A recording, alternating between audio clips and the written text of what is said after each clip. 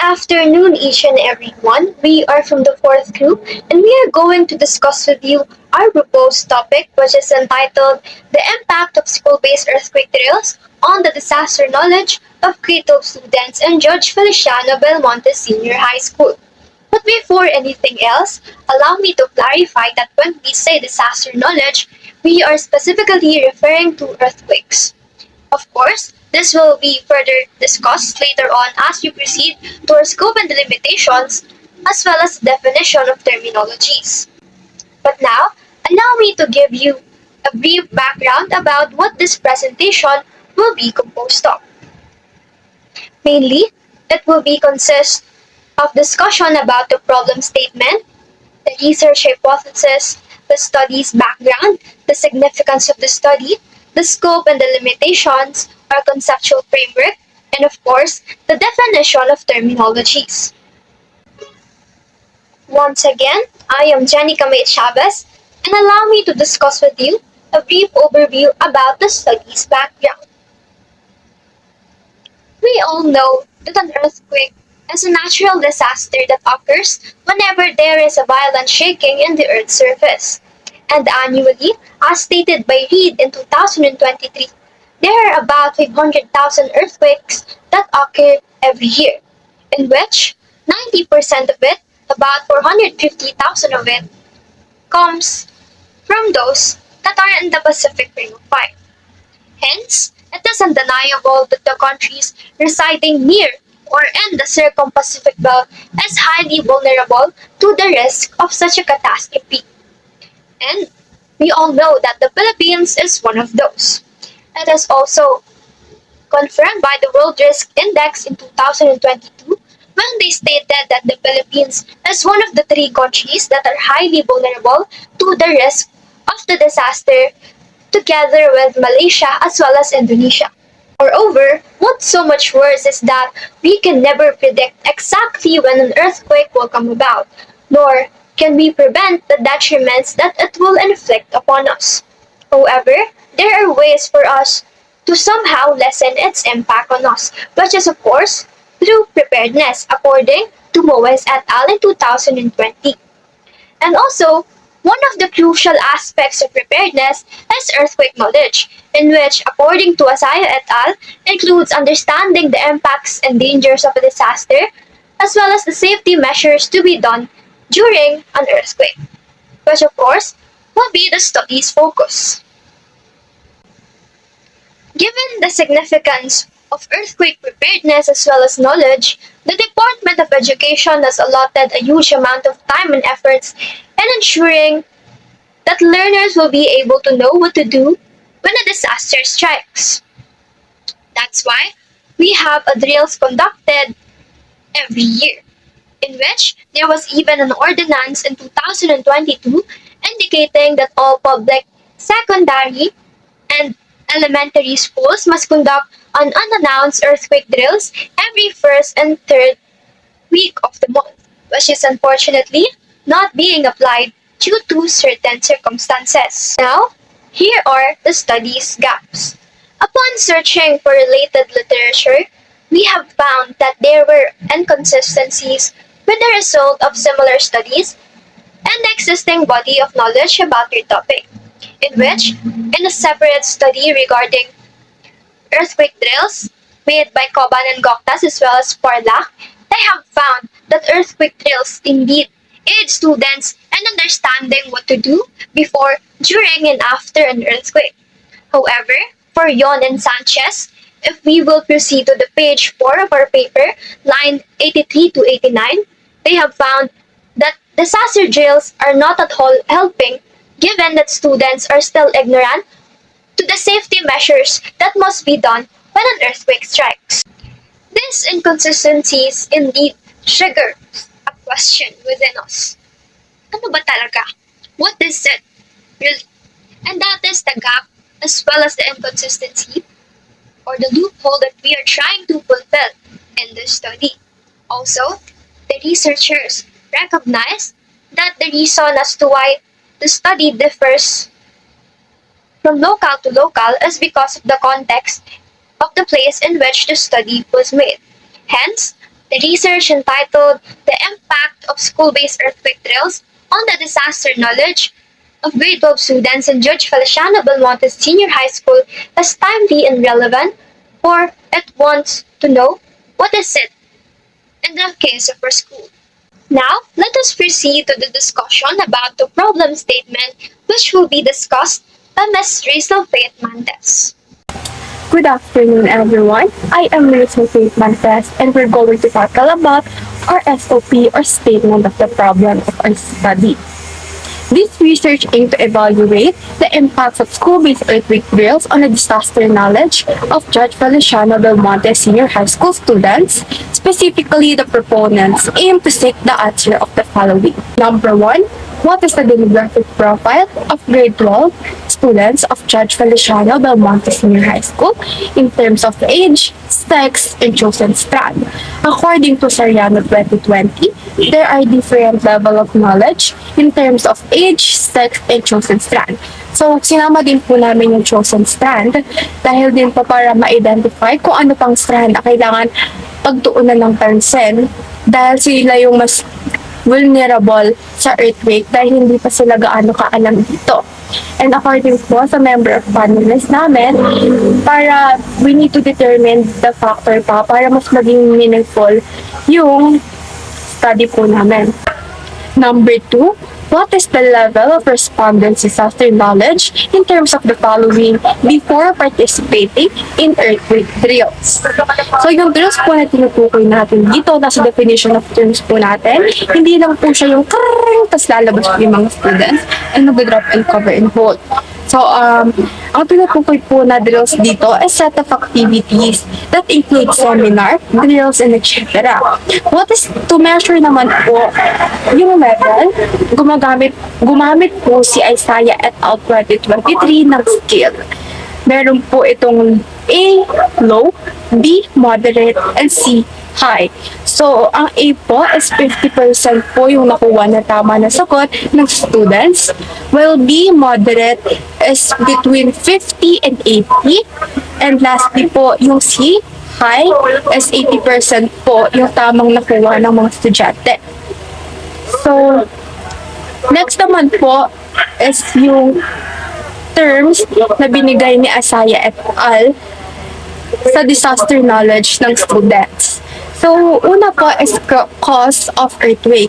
Dito po malalaman natin kung para sa estudyante, ano ba yung nagiging cause or sanhi ng earthquake. Pwede po nilang isagot dito as volcanic activity, voodoo, B po, earthquake occurrence, kung kailan nangyayari ang earthquake. Pwede nilang isagot as anytime, every 50 years or every month.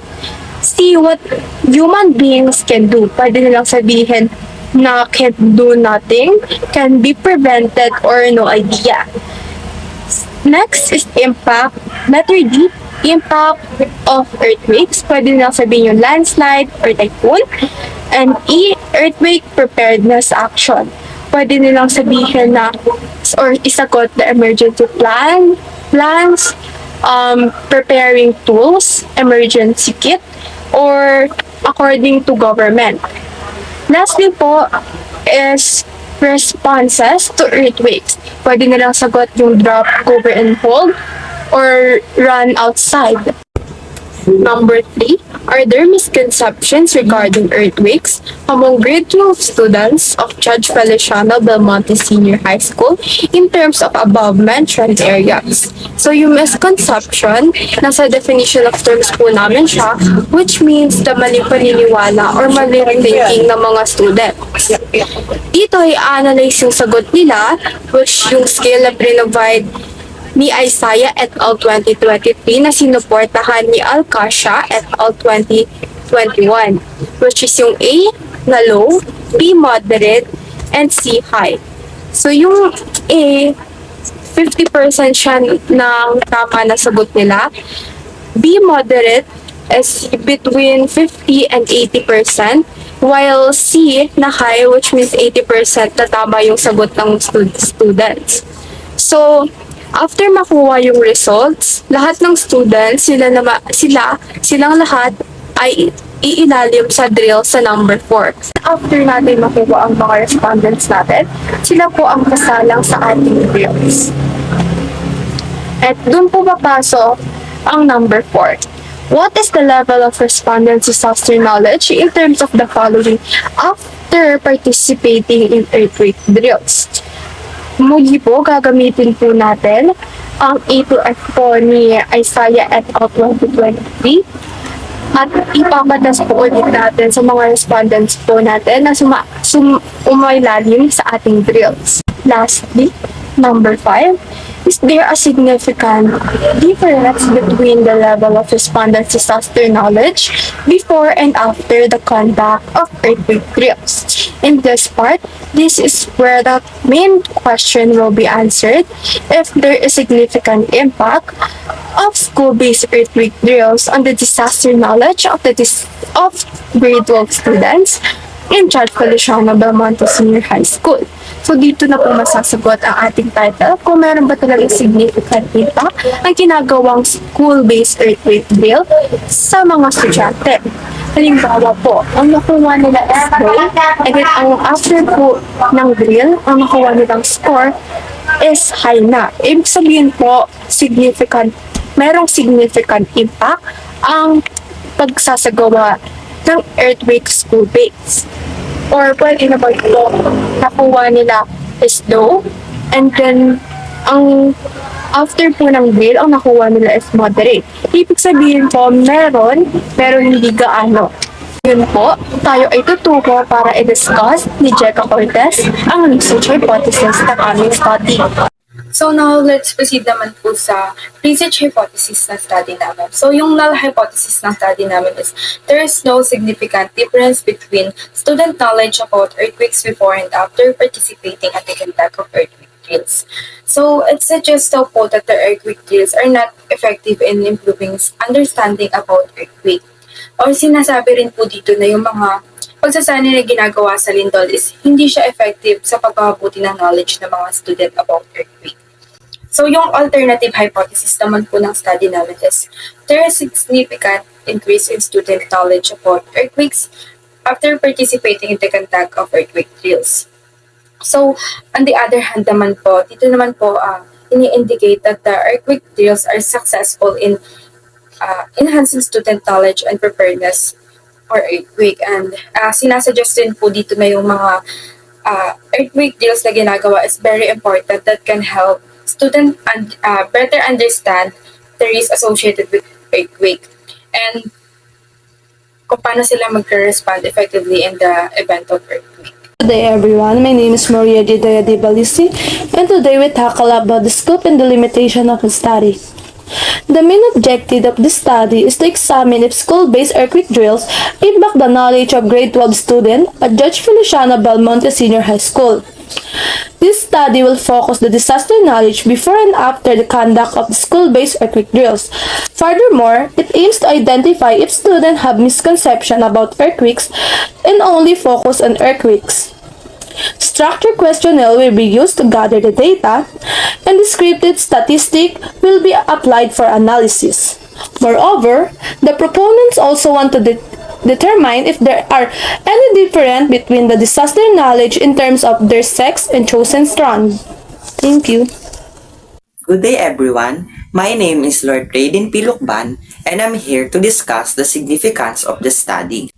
In a survey made by Samonte in Labor 2022 regarding earthquake knowledge, 81.86% of Filipino youths mentioned that they know much about the possible damages of earthquake, and 76.57% also agreed that they do not feel comfortable discussing their knowledge about these damages with their friends and family members.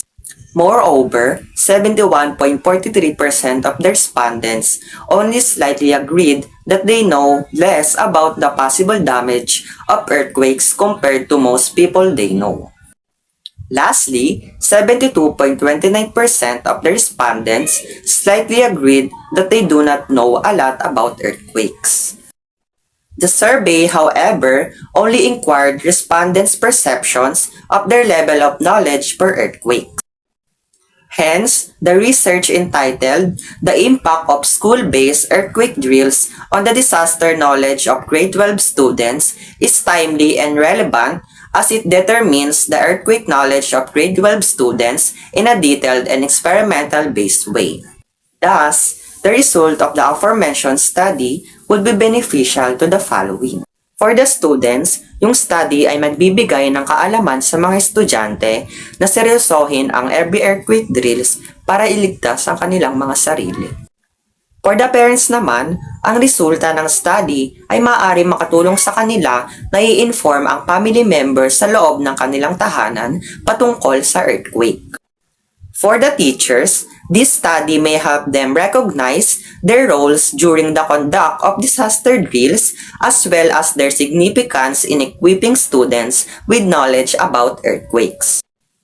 Next is the school administrators. The result of the study may enlighten them in the actual state of the learner's knowledge. This may assist the school in reflecting which aspects the exercise is lacking and to think of other ways to strengthen and improve the conduct of earthquake drills. And lastly, for the future researchers, this research contributes to the existing body of research on disaster knowledge and will form as a basis for further studies, katulad na lamang ng students' preparedness at iba. Good afternoon, everyone. My name is Gwyneth C. Villafuerte and I will be discussing the conceptual framework of our study. As you can see, the IPO process can be broken down into three components, which are input, process, and output. And now, I'm going to explain what our input is or the information that we need to gather from grade 12 students. First, we have demographic profile. Here, we're going to gather our participants' age, sex, and chosen strand. Second, we have the level of respondents' disaster knowledge before participating in the earthquake drill. By comparing this pre-drill knowledge with post-drill knowledge, we can determine if earthquake drill effectively enhances students' knowledge in earthquake. Third is misconceptions regarding earthquakes among grade 12 students of Judge Feliciano Belmonte Senior High School, which includes the terms of the following: A. Cause of earthquake, B. Earthquake occurrence, C. What human beings can do, D. Impact of earthquakes, C. Earthquake preparedness action, and F. Responses to earthquake. Fourth is level of respondents' disaster knowledge after participating in the earthquake drill. Here we will analyze the respondents' disaster knowledge after participating in the drill, which includes the terms of the following: A. Cause of earthquake, B. Earthquake occurrence, C. What human beings can do, D. Impact of earthquake, and E. Earthquake preparedness action. Next, I will be discussing the process. First is the administration of pre-assessment to grade 12 students. In here, we will be handing out pre-tests about earthquakes for grade 12 students. Second is facilitation of the intervention. This is the execution of the earthquake drill, and the drill will be conducted by Junior Emergency Action Team, and we will only be there as observers. Third is administration of post-assessments to participants. In here, we will be handing out post-tests about earthquakes for grade 12 students. Fourth is the interpretation of data collected. Here we will find out if there are any significant changes with their pre-test and post-test after the earthquake drill. Fifth is the presentation of findings or result. The assessment indicate a significant result in student knowledge from pre-assessment to post-assessment, demonstrating the effectiveness of drills conducted. Last, we have the output.